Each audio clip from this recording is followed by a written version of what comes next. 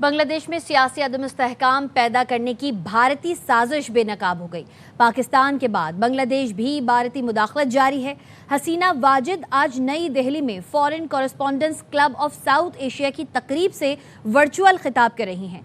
Reuters के मुताबिक हसीना वाजिद के वर्चुअल खिताब पर बांग्लादेश ने भारत से वजाहत मांग ली है। इसी पर बात करने के लिए हमारे साथ मौजूद हैं ब्रिगेडियर रिटायर्ड वकार हसन साहब। वकार साहब, बांग्लादेश में सियासी अदम इस्तेहकाम पैदा करने की भारतीय साजिश बेनकाब हो गई है। पाकिस्तान के बाद अब बांग्लादेश में भी भारतीय मुदाखलत जारी है। हसीना वाजिद जो हैं वो आज नई दिल्ली में foreign correspondents club of south Asia की तकरीब से वर्चुअल खिताब कर रही हैं, कैसे देख रहे हैं?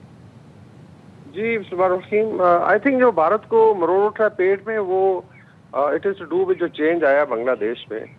और हसीना वाजिद का आपको पता है कि वो बेसिकली तो भगोड़ी हैं, उनको सजाएं हुई हैं और अदालतें उनको तलब कर रही हैं। बाकी जो है भारत का जो रसूख था 50 साल का, जिसको कहते हैं हमारी इन्वेस्टमेंट थी, वो तो बे बंगाल में डुबो दी बांग्लादेश के यूथ ने और एक इनकलाब आया वहाँ पे।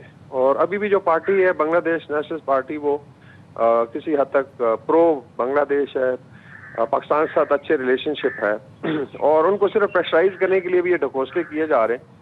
इनका मिनिस्टर ऑफ एक्सटर्नल अफेयर जो है वो लोग कह रहे हैं जी कि हमारा से ताल्लुक नहीं है। तो बेसिकली ये मुनाफकत है कि आपने उसको यहाँ रखा हुआ है इलीगली, उसके बाद जो है आप उसको फोरम्स भी देते हैं, वो एड्रेस भी करती हैं और इनकी एक एफर्ट है कि जो इनकलाब आया था बांग्लादेश में को रिवर्स किया जाए, जो इनकी बहुत बड़ी गलतफहमी है। बांग्लादेश इस वक्त बिल्कुल एक इंडिपेंडेंट पॉलिसी पे चल रहा है जिसमें तमाम हमसायों के साथ अच्छे रिलेशनशिप है, फिर पाकिस्तान के साथ एक बड़ी ग्रोइंग रिलेशनशिप है, बिकॉज अल्टीमेटली दोनों साइड पे रियलाइजेशन है कि 71 की लड़ाई के बावजूद जो है हमारे आपस में जो तारीखी जो कराबतदारी है, इकोनॉमिक रिलेशन है, पॉलिटिकल है, इंशाल्लाह उसको आगे बढ़ाया जाएगा। तो मेरे ख्याल में सबसे ज़्यादा इसी चीज़ की तकलीफ है और इसमें भी भारत को नाकामी होगी।